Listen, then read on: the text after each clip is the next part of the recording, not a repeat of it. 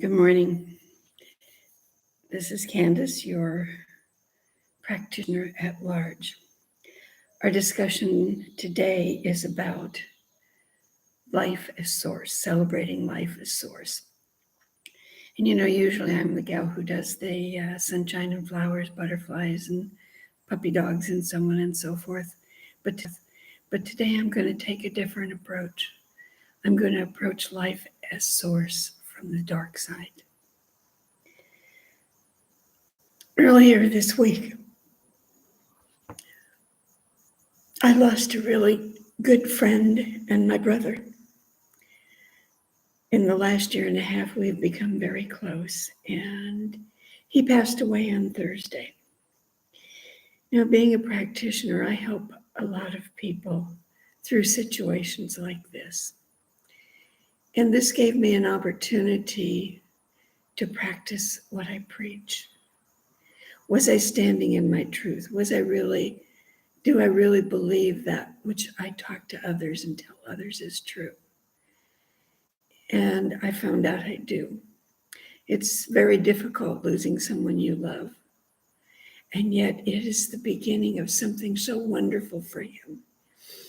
And it has awakened so many things within me and within other people around him who knew him. So let's go back, way, way back to the very beginning when there was a huge explosion and bang, the universe was created. There was chaos, there were explosions and collisions and fires. And out of all of that chaos, all of that, there were created all of the elements. All of the elements were created out of that chaos. And stars were created, and these stars continued to expand, and the universe expanded. And there were more explosions and more chaos. And yet out of that chaos came order, came beauty, came life. We are going through a difficult period on this planet right now. What with global warming and the wars here and there, and our families being torn apart with racism, with wars, with people being sent overseas and so on and so forth. But a lot of good things are coming out of this chaos. You can look and you can see how people are banding together. When there's a terrible storm, when Mother Nature loosens her anger and there's a terrible storm, people come together. They reach out to help each other. They show compassion. It brings out compassion in people. It brings out their spirituality, because people who haven't thought about the divine at all are suddenly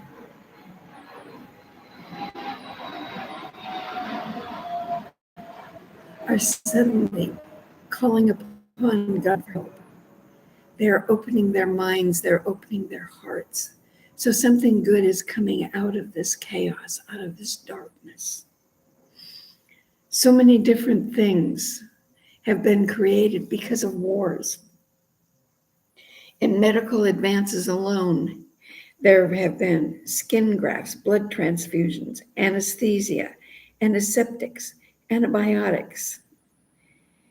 Silver, discovering silver, that's an interesting story. That comes from the bubonic plague way back in Europe, when the rich people thought they could avoid the plague by ingesting precious metals. And they did, some of them did, because silver is a natural antibiotic. And so today we have colloidal silver, we have silver imbued dressings that help to heal. Other things that have come out of chaos and war have been things that haven't really been all that great, like nuclear energy. In some respects, nuclear energy is wonderful, but they've used it also to create bombs, to create havoc, more havoc. But that same energy that is used to create the negative is used to save lives. modern medicine, nuclear medicine, saves lives.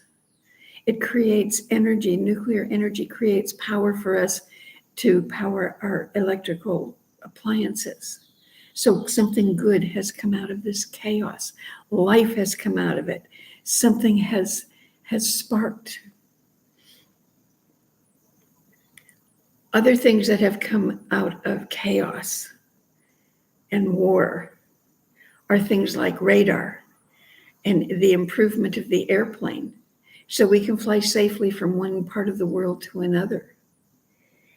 Computers, X-ray equipment, wireless radio, duct tape was created during World War.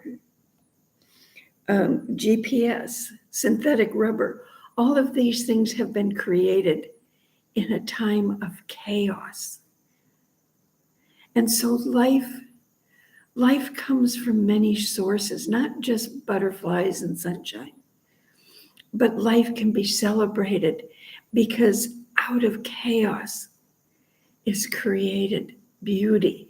Out of chaos is created things that help society, that help humankind. One of the wonderful things that I see during this is what's going on in Ukraine. You all know that I'm very close to our group in Ukraine, those Centers for Spiritual Living in Ukraine, especially in Cherkasy. And right now, they're going through a living hell.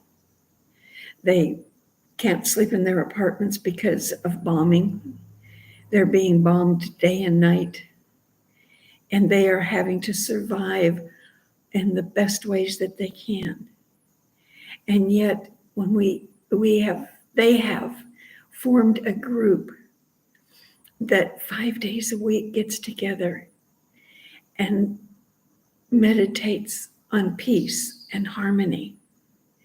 The center in Cherkasy is growing. They started new classes, and 12 people showed up.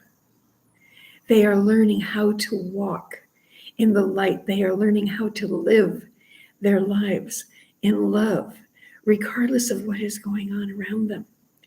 They now have a group of 12 people. And it is spreading. People are learning to live in peace. I cannot change the world. I wish I had a magic wand and I could wave it and everything would be okay and everybody would be walking in sunshine and playing with kittens. But that's not possible. But I can stand here, right now, in this very moment, the only moment we have, the only time that is real, the only thing that is real is right here, right now.